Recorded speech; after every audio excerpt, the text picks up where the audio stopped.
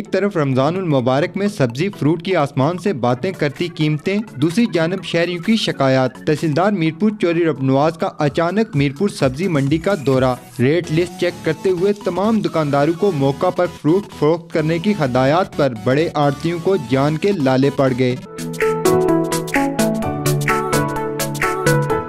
रमजानुल मुबारक के आगाज के साथ ही सब्जी और फ्रूट माफिया ने अपनी छुरियां तेज कर ली। मीरपुर सब्जी मंडी में आड़तियों ने जहां सब्जी फ्रूट के मनमाने रेट्स लगा रखे थे, वहीं रेडी बांध इंतजामिया की जानिब से दी गई रेट लिस्ट से परेशान भी थे। लेकिन आज सुबह सवेरे तहसीलदार मीरपुर चौधरी रबनवाज ने हमरा नफरी सब्जी मंडी में अचानक छापा मार दिया। इंतजामी अफसरान को देखकर शहरी तो खुश हुए, लेकिन नाजायज मुनाफाखोर आड़तियों को जान के लाले पड़ गए। तहसीलदार मीरपुर चौधरी रबनवाज ने अपनी मौजूदगी में सब्जी फ्रूट की बोली लगवाई और सही मायनों में रमजान रिलीफ दिखाई दिया।